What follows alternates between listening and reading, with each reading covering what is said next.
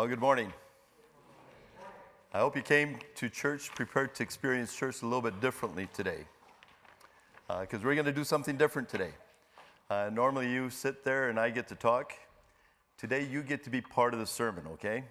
So this is going to be what we call an interactive community building experience, long-handled for saying you guys are going to engage with each other.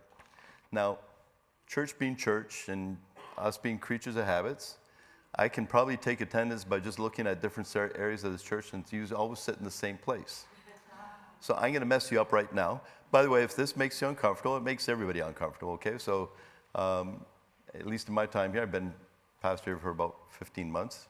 We've never done anything like this, so this is my input into kind of disrupting things and hopefully causing you to think in a little bit different way along the way. So I'm going to change you up right now, and it's going to be by birthdays. Now, I first need to ask you an important question here. What month is Cheyenne's birthday in? August. Okay. So, it's by your birthday. If your birthday comes between January and June, you have to sit on this side. If your birthday comes between July and December, you can sit on this side. You can move around right now. Okay, let's get you into teams. Don't cheat just because you want to be with somebody.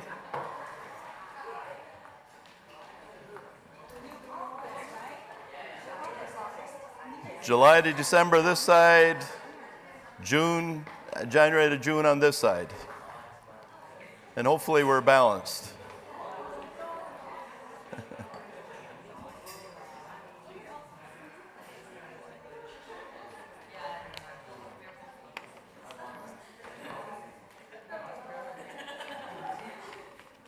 You can set up a table here. Harmon, could you help set up a table here? A table? Yep, just one table. Okay, so here's how it's going to work. You need to pay attention because I'm going to explain it. Hopefully it's simple and you have fun interacting with each other. On each of the there's two tables off to the side. On each of the table, there's a bowl with some puzzle pieces in it.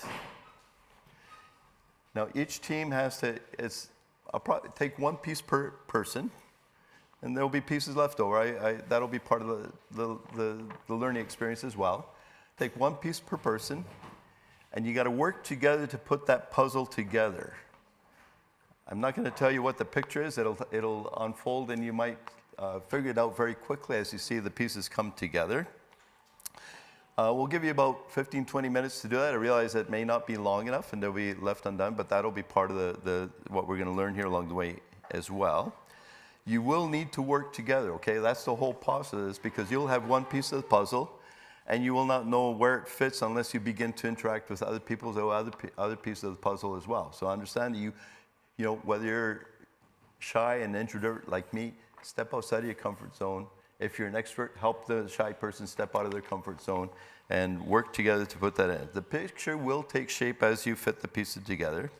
Now, to give a little bit more incentive for you to work a little harder at this, there's a prize for the winning team to share among themselves, okay? I won't tell you what it is right now, but there'll be a prize for you to share among yourselves. That gives you a little incentive to work a little harder and figure out how you're going to work together. That's up to you how you work together.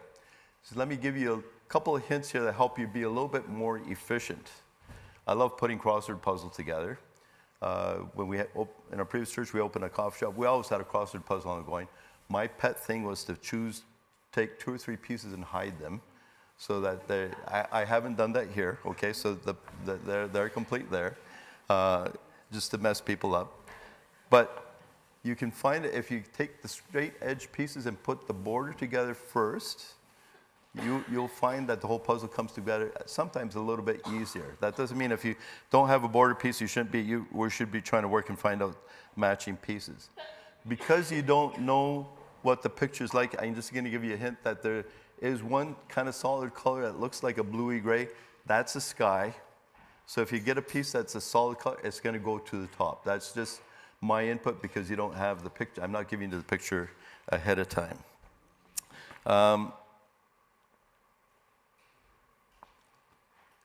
The other thing I just need to add, these are homemade puzzles, okay? Which means they aren't perfect in the way they all fit together. That's going to be part of the lesson here along the way too, okay?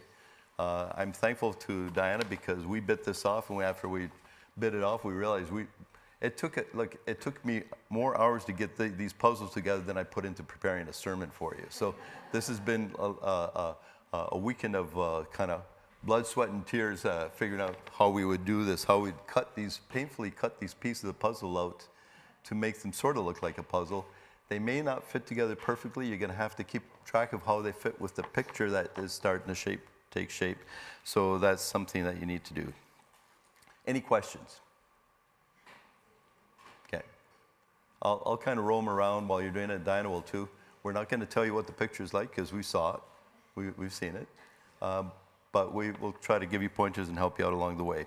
Now, to enhance our community experience here, we're going to have, it isn't Holy Communion because we do that in a different way. This is kind of like a human being communion. We got we got some delicious loaf that Grace has made, and got some cookies that I have made, courtesy of Costco. Old family recipe. And we're going to put a little bit of coffee tea out here. Once you have your piece of your puzzle, you're free to come up and grab some coffee tea. And while you work around, it's just to create this community, communion experience of working together. Any other directions you need? Great. Go for it. Kind of the most lifeless thing you could find on the face of this planet. So they were basically totally dead. But at the same time, stones were often considered to be the most enduring material, and with the larger variety, the bigger stones that we'd call big rocks necessarily, they were used in terms of the foundation of a building, as well as kind of what you built a building on, as well as something that held the building together as the capstone. And later on, Peter refers to, quote scripture, refers to Jesus as the cornerstone, which was the foundation stone, and the capstone, which was the finishing stone that was put on top when the building was completed. Stones for these purposes were very carefully selected. But Jesus has been the stone that the builders rejected and said, we can't build on that stone, nor can we use that stone as a capstone. So that's why he's talking about Jesus as the one we come to, the living stone, the one who has life, in spite of the fact that we may not see it that way, but have rejected it. So as you come to him, is this continuous ongoing activity. It's in a continuous present tense.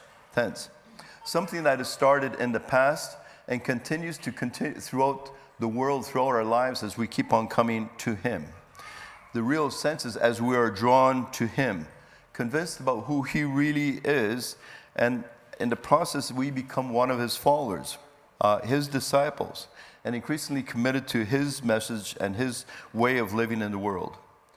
The you here is plural. So literally, he's saying, as you together come to him. We live in a highly individualistic society where we think of decisions that we make as simply individual decisions that only affect us. That's contrary to God's plan. We were created to live in community not only with God, but with each other. And the sense that Peter's saying here, as you come together, come to him. Not individually come to him, but as you come to him, yes, individually, but together you form this house, the spiritual house that is being built. You as living stones. In other words, you are like the living stone. You become copies of the living stone. The life, you were dead before that, but the life that Jesus has is injected and involved and put into you.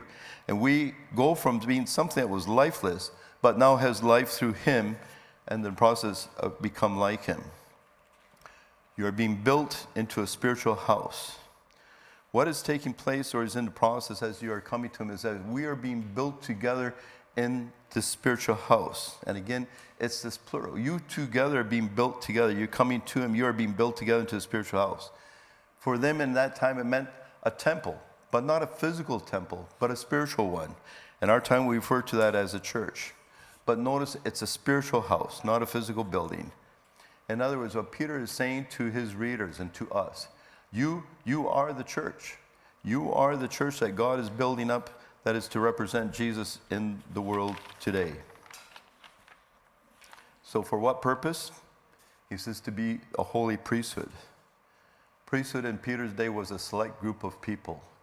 You were born a Levite and you became a priest. And only that way could you become a priest in the temple. But here Peter is saying, there's no limit on us. You all, as you come to him, the living stone, and you become living stones yourselves. You're being built into a spiritual house, and you are a royal priesthood later on. He says, you are a priesthood, a group of believers that function as a priest. What was that function? As an intermediary between God and the world, between God and the people. We come to represent God to the people, and we intercede for people before God as well, and that's what a priest did. To offer spiritual sacrifices. Romans 12:1 comes always to mind when I see the idea of spiritual sacrifice. Paul says, I urge you, brothers and sisters, in view of God's great mercy, to offer your lives. And Eugene Peterson elaborates, the word there for life is your everyday, ordinary, getting up, going about your life. To offer it as your spiritual act of worship to God. This is your spiritual act of worship. This is your sacrifice to God. Those spiritual sacrifices are our lives that we offer to God to become part of what he's doing in the world through Jesus. And that's how it becomes acceptable to God through Jesus Christ. How does it apply to what we've been experiencing here? And let me just bring it in and tie things together here.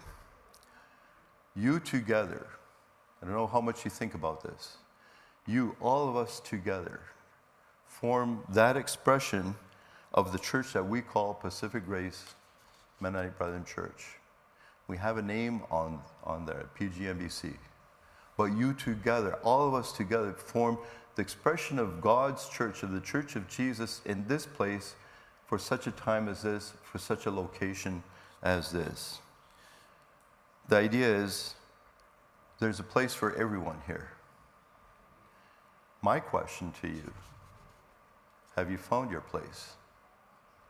Have you found your place in how you fit with the overall expression of God's church here that we call Pacific Grace?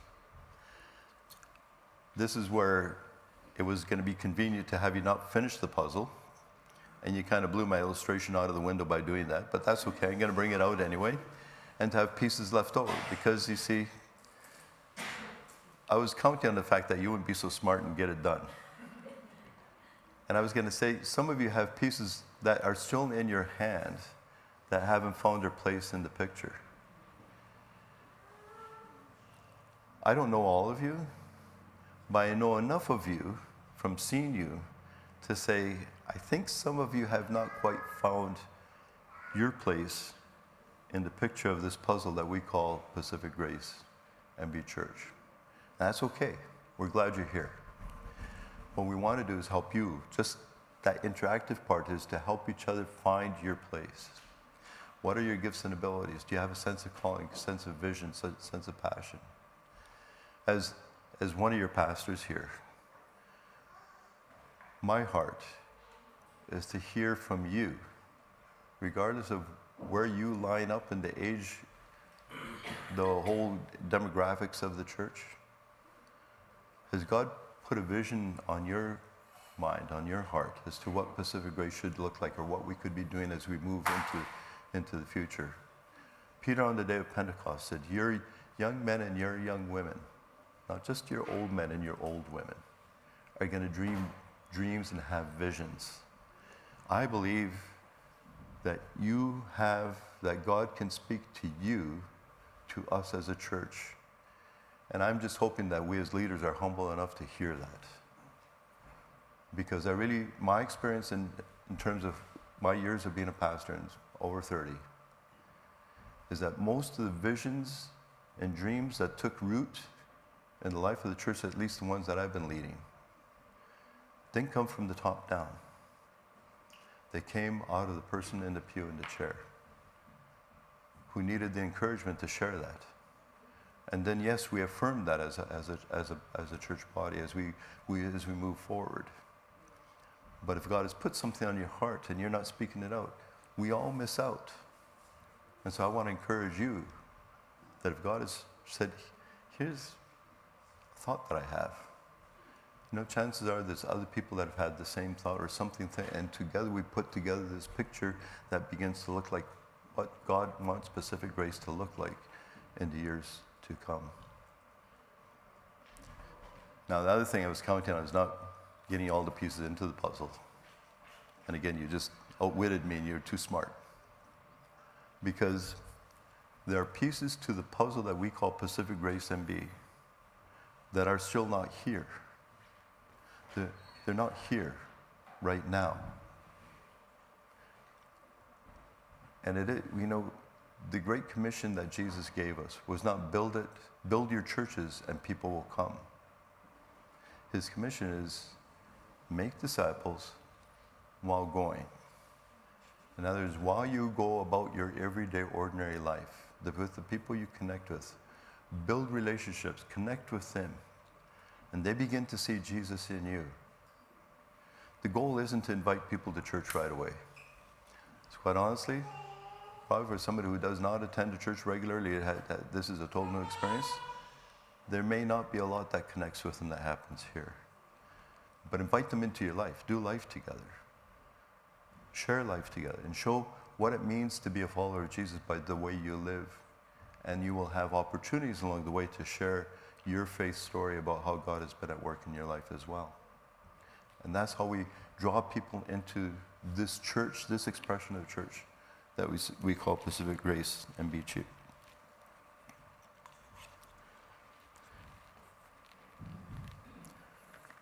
You together are being built like living stones. Fellow youth pastor, when I was in youth ministry, that was his name for his youth group. They called themselves the Living Stones. I think it'd be a great name for our worship team. Instead of Rolling Stones, we're the Living Stones. We still rock the place, but we're the Living Stones.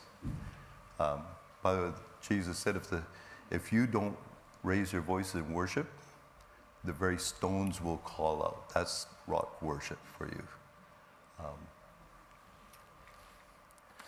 You are the church. God has a purpose for you being here and bringing us together for such a time as this. Before we have our closing song, let me read just a few verses down out of 1 Peter chapter 2. This is a little bit more about who God has called us to be as his church. We've been talking about what it means to be called to be church. Listen to what Peter says. But you are a chosen people. Now, see, if I was in a Latino, I'd say, turn to the person next to you and say, you are chosen. So go ahead, turn to the next person and say, you are chosen. You are here because you were chosen to be here. You think it was your intention just to come. You are a chosen people, a royal priesthood, a holy nation, a people belonging to God, that you may declare the praises of him who called you out of darkness into his wonderful light. Once you were not a people. Once you were just this random group of people that maybe knew each other and hung out together once in a while, but weren't this group of people that we call Pacific Grace. Once you were not a people, but now you are the people of God. Once you had not received mercy, but now you have received mercy. Dear friends, I urge you, as aliens and strangers in the world, to abstain from sinful desires which war against your soul. Live such good lives among the pagans that though they accuse you of doing wrong, they may see your good deeds and glorify God on the day he visits us. May you be encouraged today to find your place in the piece of the puzzle that we call Pacific Grace MB Church. And I hope you remember that. And find that place so that together we become the church that God has called us to be for such a time as this. in such a location as this. By the way, when I think of location, here's what I think. As I have walked, and on occasion I walk through this community and walk around, and within at least a short radius, I have not come across another church. I know there's several out there farther away. Here's the thought that occurs to me, and it was reinforced at a workshop that I went out at Regent College called Bloom Where You Are Planted. If we don't represent Jesus to the people that live in this community, who will? You may be the only Jesus people meet. May they meet the right one through you.